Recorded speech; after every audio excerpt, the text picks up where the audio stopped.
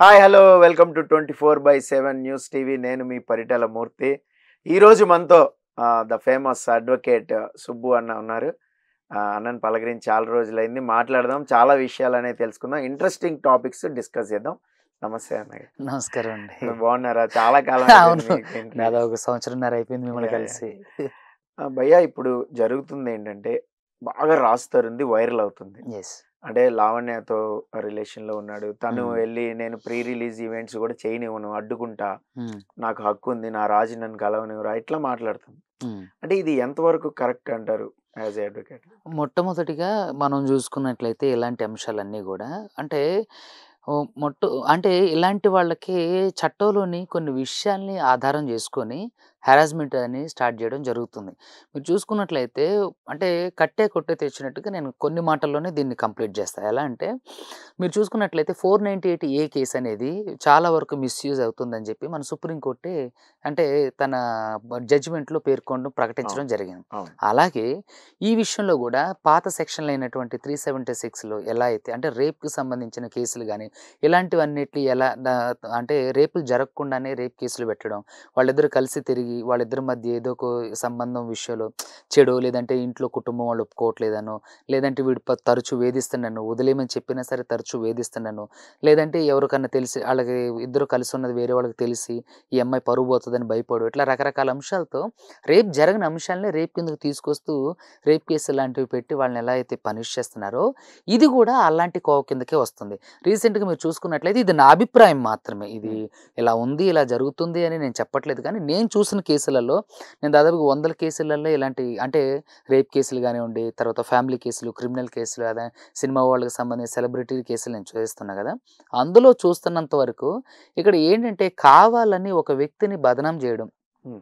ఆళ్ళతో తిరిగినంత కాలం తిరగడం, వాళ్ళతో ఉన్నంత కాలం ఉండడం, వాళ్ళకితో అంటే సంబంధించినటువంటి ఖర్చులు గానివ్వండి, నీడ్స్ గానివ్వండి, థింగ్స్ గానివ్వండి, ఇవన్నీ అయిన తర్వాత, ఈ తర్వాత స్టెప్‌గా ఏంటంటే వీళ్ళు సైకోయిజంగా ఇట్లా ప్రవర్తించి వాళ్ళని సాధించి వాళ్ళకున్న రెప్యుటేషన్స్ దెబ్బతీస్తున్నారనేది నా అభిప్రాయం. హ్మ్. ఎలా అయితే ఇప్పుడు రేపులు జరగకుండానే రేప్ కేసులు పెట్టి ఎలా అయితే వేధిస్తున్నారో, అదే విధంగా 498 కేసులలో భర్తలు కొంతమంది అంటే నాకు తెలిసి ఒక 75% కేసులు పైనే 498 కేసులనేవి కూడా ఫేక్. కావాలని ఇంటెన్షనల్లీగా తర్వాత తల్లిదండ్రుల మధ్య గొడవలొచ్చినాయనో, లేదంటే అత్తమామని తిట్టారనో, లేదంటే ఇట్లా రకరకాలుగా ఆడబిడ్డలొచ్చి ఇంట్లో తింటున్నారని, లేదంటే ఆడబిడ్డలు కొడుకులొచ్చి ఉంటున్నారనో, లేదంటే భర్త తరపున చుట్టాలొచ్చి ఉంటున్నారనో, భర్త వాళ్ళకి ఖర్చు పెడుతున్నారని, ఇలా రకరకాల కేసులలో హ్మ్. గొడవలొచ్చి భర్తల మీద 498 కేసులు పెడుతుంటారు. ఈగోయిస్టిక్‌గా గూడా. అవును. అలాగే రేపులు జరగకపోయినా సరే రేప్ కేసులాంటివి పెట్టి, ఇలాంటివి ఇద్దరి మధ్య బానే ఉంటారు, తిరుగుతారు, ఎంజాయ్ చేస్తారు, అన్నీ అయిపోతాయి.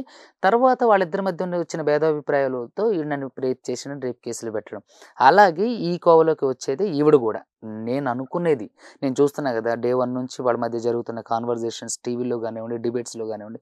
ఏంటంటే రాజ్ తరుణ్ లాంటి ఒక రెప్యుటేషన్ ఉన్నటువంటి వ్యక్తిని ఇలా హెరాస్ చేయడం వల్ల ఆమె నాకు తెలిసి ముఖ్యంగా రాక్షసానందం, పైశాచికానందం పొందుతున్నదనేది వాస్తవం.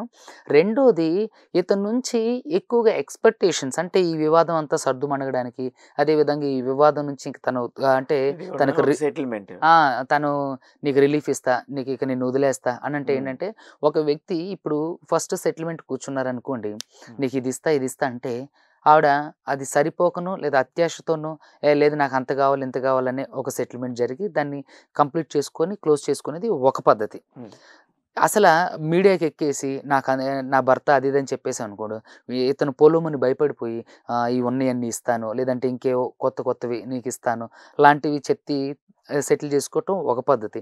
ఇలాంటి వాళ్ళేంటంటే బెదిరించి, భయపెట్టించి, పరువు తీసి, అన్ని రకాలుగా హింసించి, సమాజంలో రెప్యుటేషన్ అంతా దెబ్బతీసి, ఆ తర్వాత నాకిది కావాలి, ఇది కావాలని చెప్పి వీళ్ళ మనసులో నుంచి వచ్చిన దాన్ని మాత్రమే కన్ఫర్మ్ చేస్తారన్నట్టు. సో, ఇట్లా ఈ 3 రకాల కోవల్లో ఈమె మూడో రకం కోవకు చెందిన వ్యక్తిలా నాకనిపించింది. చూస్తే ఆమె అగ్రెసివ్ బిహేవియర్ గానివ్వండి, ఆమె అరవడం గానివ్వండి, ఆమె మీడియా ముందుకు రావడం, ఒక నిజంగా అన్యాయం జరిగిన స్త్రీ ఎప్పుడు గూడా అంత బరితెగించి ప్రవర్తించదు అనేది నా ఉద్దేశ్యం. అంటే తప్పుగా అనుకోకండి. ఇంకోలాగా నాట్ ఓన్లీ లావణ్య గారు, ఇంకా మిగతా వాళ్ళ గురించి ఎప్పుడు గూడా ఆహ్, ఒక వ్యక్తికి తన వల్ల వేరే వాళ్ళు సఫర్ అవుతున్నారు అని అంటే ఆ వ్యక్తి నిజంగా రిగ్రెట్ ఫీల్ అవుతాడు.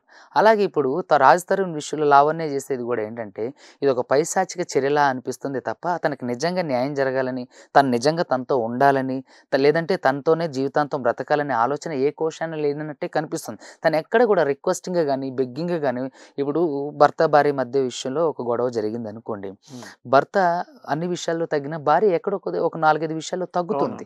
కానీ ఇప్పుడు కూడా తను ఏమంటుందంటే నన్ను కలవనివ్వట్లేదు, అందుకనే నేను ఎక్కడ ప్రీ రిలీజ్ ఈవెంట్లు జరుగుతున్నా, తన సినిమా ప్రమోషన్ జరుగుతున్నా, ఈవెన్ షూటింగ్ లొకేషన్ లో జరుగుతున్నా వెళ్ళి కలవాల్సి వస్తుంది, నన్ను కలవనివ్వట్లేదు ఎవరు అంటే సినిమా వాళ్ళని కొంచెం కలవడానికి ఇబ్బందే, అంటే కొంచెం ట్రాక్ అనేది ఉంటుంది కదా, బౌన్సర్లు ఆపడం, ఆ చుట్టుపక్కల వాళ్ళు రిస్ట్రిక్ట్ చేయడం ఇవన్నీ ఉంటాయి కదా, నా రాజుని నన్ను ఎందుకు కలవనివ్వరు అని ఇది ఒకటి అంటుంది. ఇంకోటి ఏంటంటే కొన్ని లీక్స్ కూడా చేస్తుంది.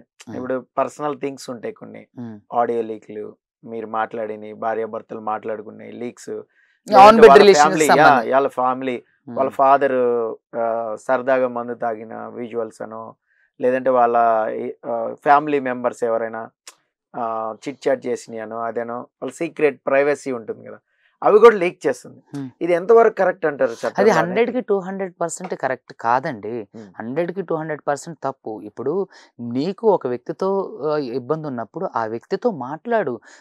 మనకు ఉంది కదండి, పూర్వకాలం నుంచి ఉంది కదా, సామ వేద దాన దండోపాయాలు, సామంగా వెళ్ళాలి, వేదంగా వెళ్ళాలి, అట్లా రకరకాలుగా వెళ్ళిన తర్వాత ఆఖరి ప్రయత్నంగా దండోపాయం ఉపయోగించాలి.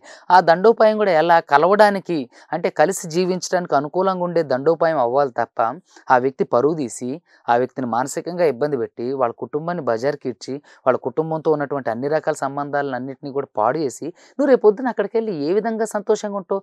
ఇప్పుడు ఇంకొక విషయం, ఇప్పుడు కేసు పెట్టిన తర్వాత రాజ్ తరుణ్ని కలవాల్సిన అవసరమే లేదు, కోర్టు చూసుకుంటుంది. కోర్ట్ ఆఫ్ లాకు వదిలేసావు కదా, ఎఫ్ఐఆర్ తర్వాత పోలీస్ స్టేషన్ అంటూ వెళ్ళిన తర్వాత ఇంకా నువ్వు విక్టిమ్ని అక్యూజ్ని కలవడానికి ఎందుకు వెళ్తున్నావు? ముద్దాయిని కలవడానికి ఎందుకు వెళ్తున్నావు? ఇప్పుడు నువ్వు జరగాల్సింది నువ్వు చేయాల్సిందంతా పోలీస్ స్టేషన్లో ఆల్రెడీ చేసేసావు, తర్వాత నువ్వు ఎందుకు వెళ్ళాలి? నీకేంటి అవసరం? కోర్టులో చూసుకోవాలి. నువ్వు అతను కలవడానికే వీల్లేదు కదా చట్టపరంగా. ఇప్పుడు పోలీస్ ఇన్వెస్టిగేషన్ జరుగుతుంది, తప్పు జరిగిందా లేదని పోలీస్ ఇన్వెస్టిగేషన్ జరుగుతుంది. పోలీస్ ఇన్వెస్టిగేషన్లో నిజంగా తప్పు జరిగిందని వాళ్ళు భావిస్తే ఛార్జ్ షీట్ ఫైల్ చేసి కోర్టుకు వేస్తారు. ఆ ఛార్జ్ షీట్ ఫైల్ చేసిన దాని మీద కూడా నిజంగా ఏదన్నా తప్పు జరిగి ఉండకపోతే రాజ్ తరుణ్కి ఏమన్నా దాంట్లో అంటే అనుకూలమైన పదాలు ఉంటే దాన్ని కంటెస్ట్ చేసుకుంటాడు, నిజం అయితే గెలుస్తారు, అబద్ధం అయితే ఓడిపోతారు. అప్పుడు నువ్వు మీడియా ముందుకురా, తను చేసిన దాని గురించి మాట్లాడు, తను ఏ విధంగా నీతో బిహేవ్ చేసిన అన్న దాని గురించి మాట్లాడు. అంతేగాని నువ్వు కోర్టులోనే కేసులు వేసి అతని రాజకీయంగా మీడియా పరంగాను అతని పరువంతా తీసి ఇంకేంటి నువ్వు సాధించేది? రేపు పొద్దున నిన్ను చేసుకోవాలంటే ఆ వ్యక్తి ఏ విధంగా నిన్ను యాక్సెప్ట్ చేస్తారు? ఒక అబ్బాయిగా మనం ఆలోచించినట్లయితే ఫస్ట్ అలాంటి ఒక ఇన్సిడెంట్ మన కుటుంబంలోనే జరిగితే వి కాంట్ యాక్సెప్ట్, దాన్ని మనం యాక్సెప్ట్ చేయలేము. ఎందుకంటే ఆ విషయం నుంచి మనం పారిపోవడానికే ప్రయత్నం చేస్తాం. మరి అలాంటిది నువ్వు గలీజ్గా మాట్లాడుతూ బూతులు తిడుతూ అతనికి సంబంధించిన నువ్వు రాజ్ తరుణ్ ఒక్కడితోనే కాకుండా వాళ్ళ కుటుంబానికి సంబంధించి పాపం రాజ్ తరుణ్ కుటుంబానికి సంబంధించిన వ్యక్తుల గురించి కూడా నువ్వు చెడుగా ప్రచారం చేయడం, వాళ్ళ ప్రైవసీకి భంగం కలిగించడం కాదా? మరి రాజ్ తరుణ్ ఈ విషయాల మీద కోర్టు అంటే కేసులు ఫైల్ చేసి పరువు నష్టం కేసులు అంటే డిఫమేషన్ సూట్ లాంటి ఫైల్ చేస్తే నీ పరిస్థితి ఏంటి? అంటే ఇక్కడ ఏంటంటే ఆడవాళ్ళకి ఒక తప్పు జరిగింది అని అన్న తర్వాత ఆడవాళ్ళకి పొలోమంటూ ఈ పనికి మాలిన సంఘాలన్నీ వచ్చి చేరతాయి. అది తప్పు జరిగిందా ఒప్పు జరిగిందా అనేది ఆలోచించరు. మీరు రీసెంట్గా ఇంకొక ఇష్యూ కూడా చూసుకున్నట్లయితే కదులుతున్న బస్సులో నుంచి ఒక మహిళని డ్రైవర్ రేప్ చేశాడు అని. నాకు తెలిసి అది 100కి 200% రాంగ్. అసలు కదులుతున్న బస్సులో అంతమంది ప్యాసింజర్లు ఉన్నప్పుడు ఒక ఆవిడని ఒక డ్రైవర్ రేప్ చేయడం అనేది అసలు సాధ్యమయ్యే పనేనా? వితౌట్ హిజ్ అంటే ఆమె కన్సెంట్ లేకోకుండా. అంటే నాకు తెలిసి ఇది వివాదం అవ్వచ్చేమో కానీ ఇది తప్పుగా అని అంటలేదు, ఇది నా ఒపీనియన్ చెప్తున్నా. ఎందుకంటే నేను చూస్తున్న కేసుల కోణంలో నుంచే నేను మాట్లాడుతున్నా, అక్కడ జరిగే ఉండొచ్చు కానీ నా వ్యక్తిగత కోణాన్ని నేను చెప్తున్నా. ఆ కదులుతున్న బస్సులో అంతమంది ప్యాసింజర్ల మధ్యలో రేప్ చేయడం అనేది అసలు ఒక స్ట్రేంజ్గా అనిపించట్లా. నాకు తెలిసినంత వరకు ఇది ఒక స్ట్రేంజ్గానే అనిపించింది. సో అలాగే ప్రతి విషయాన్ని కూడా ఎలా అంటే ఒక ఆడపిల్ల రోడ్డు మీదకి వచ్చేసింది అని అంటే అసలు అది నిజానిజాలు తెలుసుకోకుండా ఆ అమ్మాయి చెప్పింది నమ్మి పొలోమంటూ ఎలా గొర్రెలాగా వచ్చేస్తారండి? ఇప్పుడు నిజంగానే వాళ్ళ మధ్య జరిగింది వాస్తవమే. అది ఎవరో కాదంట్లా. కానీ అది తేల్చుకోవడానికి చాలా రకాల అంశాలున్నాయి. చాలా రకాల దారులున్నాయి. దాన్ని సామరస్యంగాను కూడా తేల్చుకోవచ్చు. మీ ఇద్దరి మధ్య ఇద్దరు కూర్చొని లేదా ఇరు కుటుంబాలు కూర్చొని లేదా సినిమా పెద్దల్ని ఎవరైనా కూర్చోబెట్టో లేదంటే ఈ అమ్మాయికి సంబంధించిన పెద్దలను కూర్చోబెట్టో సంబంధించి మాట్లాడుకోవచ్చు. సెటిల్మెంట్ చేసుకోవచ్చు. కలిసి ఉండాలంటే దానికి కొన్ని దారులున్నాయి. ఇట్లా రోడ్డు మీదకొచ్చేసి బజార్‌లోకి ఎక్కేసి అంటే అందరిని బజార్‌లోకి ఈడ్చేస్తే రేపొద్దున వాళ్ళు కలిసుండి మాత్రం ఏంటి ఉపయోగం?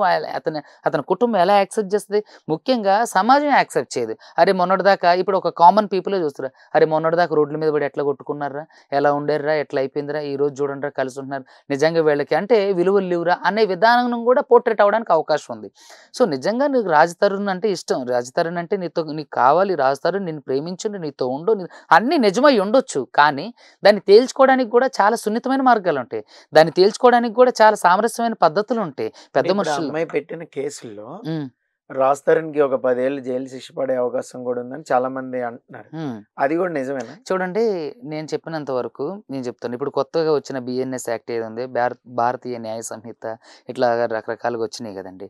అట్లా వచ్చినది వీట్లల్లో నిజంగా రాజ్ తరుణ్ గారు గట్లా ప్రూవ్ చేసుకోగలిగితే అతనికి ఖచ్చితంగా శిక్ష పడడానికి అవకాశమే లేదు. చూడండి ఇది ఎండ్ ఆఫ్ ద డే ఖచ్చితంగా లావణ్య అదే తప్పుగా బయటపడటం మాత్రం ఖాయం. ఎందుకు అననంటే ఒక వ్యక్తిని అంటే సమాజంలో గుర్తింపు పొందిన వ్యక్తి యొక్క గౌరవభంగాలు కలగడానికి ఆస్కారమే తప్ప నిజంగా ఇన్సిడెంట్ జరుగుంటే దాన్ని సాల్వ్ చేసుకోవడానికి ఇందాక మనం అన్నట్లు రకరకాల పద్ధతులున్నాయి. రోడ్డు మీదకి ఎక్కేసి మీడియాకి ఎక్కేసి పొలోమంటూ అరిచేసి రక్కేసి గీరేసినట్లుగా చేసుకోవాల్సిన అవసరమే లేదు. ఇలా ఏంటంటే ఒక స్త్రీ తనకున్న ఔన్నత్యాన్ని కాపాడుకోవాలన్నా, ఒక స్త్రీ తనకి సమాజంలో జరిగిన ఏదైతే తప్పులు, ఒప్పులు ఉన్నాయో వాటిని నిరూపించుకోవాలన్నా దానికి కొన్ని పద్ధతులున్నాయి, కొన్ని సులభమైన మార్గాలున్నాయి, పోలీస్ ఇన్వెస్టిగేషన్స్ ఉన్నాయి, కోర్టు ట్రయల్స్ ఉన్నాయి. ఇవన్నీ ఉన్నప్పుడు నువ్వు కోర్టులో కేసు వేసి పోలీస్ స్టేషన్‌లో కేసు వేసి ఎఫ్ఐఆర్ చేయించిన తర్వాత కూడా వాళ్ళ కుటుంబాన్ని బదనాం చేసే హక్కు నీకెవరిచ్చారు? ఎస్పెషల్లీ లావణ్యకి నేను సూటిగా ఆమెనే మనం క్వెషన్ చేద్దాం. ఇప్పుడు నీకు ఇష్యూ రాజ్ తరుణ్‌తో. ఆయనతో నీకు ఇష్యూ ఉన్నప్పుడు నువ్వు వాళ్ళ కుటుంబాన్ని మధ్యలో లాగి వాళ్ళని అంటే బదనాం చేసి వాళ్ళ పరువు తక్కువ పనులు చేసి వాళ్ళ పరువు తీసే హక్కు నీకెవరిచ్చారు? అసలు వాళ్ళ విషయాలు, వాళ్ళ పేర్లు, వాళ్ళకి సంబంధించిన సంఘటనలు బయటపెట్టడానికి నీకేం అధికారం ఉంది? అసలు నువ్వెవరివి? ఇష్యూ ఏదన్నా ఉంటే రాజ్ తరుణ్‌తో తేల్చుకోవచ్చు. ఇష్యూ ఏదన్నా ఉంటే రాజ్ తరుణ్‌తో మాట్లాడుకోవచ్చు. లేదంటే సులభమైన పద్ధతులు, సున్నితమైన మార్గాలు వీటన్నిటి నుంచి తెలుసుకోవచ్చు. రోడ్డెక్కేస్తేనే వీటికి పరిష్కారం లభిస్తుందా? రోడ్డెక్కి ఎంతమంది పరిష్కారం సంపాదించుకొని కాపురాలు చక్కబెట్టుకున్నారు? రోడ్డెక్కినోళ్ళందరూ ఎంతమంది కాపురాలు నిలబెట్టుకున్నారు? అంటే ఇక్కడ హీరో కదా! హ్మ్. కొంచెం ఆ భయమైనా ఉంటుంది. మీడియా ముఖంగా మాట్లాడితే కనీసం ఆ కాంప్రమైజింగ్ అయినా ఉంటుందనే ఆ కోణంలో ఏమి పరువు ఆలోచించి తీసేసిన ఉండొచ్చు తర్వాత గాని. ఇంక భయమేంటండి? నిండా మునిగిన హ్మ్. తర్వాత చలేంటి? హ్మ్. మూర్తి గారు మనం చూస్తూనే అంతేగా. ఉన్నాం. ఎన్నో కేసులలో నిండా మునిగిన తర్వాత చలేంటి? అవును. ఇప్పుడు ఎఫ్ఐఆర్ అయిన తర్వాత ఆవిడకసలు అధికారమే లేదు. తను టచ్ చేసే అధికారం గాని, తన గురించి మాట్లాడే అధికారం గాని ఏదున్నా త్రూ కోర్ట్ ఆఫ్ లా నుంచి వెళ్ళు నువ్వు. ఓకే. నీకేదైనా అన్యాయం జరిగితే మీ అడ్వకేట్స్ ద్వారా ఇప్పుడు కోర్ట్ నుంచి అంటే పోలీస్ స్టేషన్ నుంచి కేసు ఫైల్ అయింది కాబట్టి అవును. అడిషనల్ పబ్లిక్ ప్రాసిక్యూటర్ గాని, పబ్లిక్ ప్రాసిక్యూటర్ సార్స్ గాని నాకులాగా డీల్ చేస్తుంటారు. హ్మ్. డీల్ చేసినప్పుడు జరిగిన విషయాలు ఏవైతే ఉన్నాయో, జరిగిన ఆధారాలు ఏవైతే ఉన్నాయో, జరిగిన సంఘటనలు ఏవైతే ఉన్నాయో వాళ్ళకి సమర్పించు, వాళ్ళకి సబ్మిట్ చేయి. దాని గురించి ఏం జరుగుతది, ఏం యాక్షన్ తీసుకుంటారు అనేది ఇది కోర్ట్ ఆఫ్ లాకు వదిలేద్దాం. ఓకే. ఎందుకంటే గౌరవ కోర్టులు మన భారతీయ చట్టం యొక్క ముఖ్య ఉద్దేశ్యం ఏంటి, పార్లమెంట్ యొక్క ముఖ్య ఉద్దేశ్యం ఏంటి, రాజ్యాంగం యొక్క ముఖ్య ఉద్దేశ్యం ఏంటి? 100 మంది దోషులు తప్పించుకున్న ఒక్క నిర్దోషికి కూడా శిక్ష పడకూడదు. పడకూడదు. సో అలాంటప్పుడు ఇప్పుడు ఇందులో ఈయన ఖచ్చితంగా దోషి అయ్యుంటే తప్పించుకోవడానికి అవకాశం లేదు కదా! ఎందుకంటే నీ దగ్గర ఆధారాలు ఉన్నాయి గదా! సో కాబట్టి నాకు తెలిసినంత వరకు నువ్వు ఈ విషయంలో ఏదైతే రాజ్ తరుణ్ విషయంలో ఉందో ఆయన విషయంలో కూర్చొని సామరస్యమైన పద్ధతుల్లో వెళ్ళడం పరిష్కారం మంచిది. చేసుకోవాలి. అదే విధంగా ఒకవేళ మీ ఇద్దరి మధ్య సమస్య ఉన్నప్పుడు వాళ్ళ కుటుంబాన్ని బదనాం చేసే హక్కు గాని, ఆళ్ళని బదనాం చేసే రైట్ గాని నీకు లేదు. నీకసలు నువ్వు అనర్హురాలివి. నీకు సమస్య ఎవరితో మొదలైంది? సమస్య ఎక్కడ స్టార్ట్ అయింది? సమస్య ఎవరితో నీకు? వాళ్ళతో తేల్చుకో. అసలు ఇంకొకటి కేసు అయ్యి ఎఫ్ఐఆర్ అయిన తర్వాత అసలు నీకేం అధికారం ఉంది? ఒక అక్యూజ్డ్ గురించి మాట్లాడే హక్కు నీకెక్కడుంది? నీకున్న ఆధారాలు కోర్టుకు సబ్మిట్ చేయి. అంటే నీకు మీడియాకి ఎక్కేసినంత మాత్రాన నీకు మీడియాలో జరిగే న్యాయం ఏంటి? హ్మ్. ఇప్పుడు బదనాం అయిన తర్వాత అతని మనసు కూడా విరిగిపోతుంది కదా. అప్పటి వరకు ఒక సాఫ్ట్ కార్నర్, ఒక సున్నిత భావం ఆమె మీద ఉన్నప్పటికీ ఇలాంటి చేసి అరిచేసి పరువు తక్కువ పనులన్నీ చేసి, అసలు నాకు తెలిసి కుటుంబ వ్యవస్థలో ఉన్నటువంటి నిజమైన స్త్రీకి ఉండాల్సిన లక్షణం ఇది. ఈ ఒక్క లేదు. విషయంలో ఆవిడకి లేదనే చెప్పాలి. ఓకే. ఎందుకంటే భర్తలో భార్య విషయంలో ఎన్నో గొడవలు జరుగుతుంటాయి, ఆన్ బెడ్ రిలేషన్స్ లో ఎన్నో గొడవలు జరుగుతుంటాయి, మేము అవును. చూస్తుంటాం. కానీ ఎవరు ఇట్లా రోడ్డు ఎక్కేసి భర్త పరువు తీయడానికి ఇష్టపడరు. సార్ ఏదైనా ఉంటే సామరస్యం చేయండి సార్, ఎందుకంటే చేయాలండి. తర్వాత వెళ్ళి కాపురం చేయాలి కదా. అదే ఇప్పుడు కదా. ఏమేముంటుంది, నేను కాపురం చేయాలి, నా భర్తను నాకు అప్పగించను, మరి రేపు పొద్దున అతను వచ్చి నీతో ఎలా కాపురం చేస్తాడు ఇంత ఇన్ని ఇష్యూ చేసే. అయిన తర్వాత సో కాబట్టి ఈ ఇంకొక విషయం డౌట్ ఉంది భయ్య, ఏంటంటే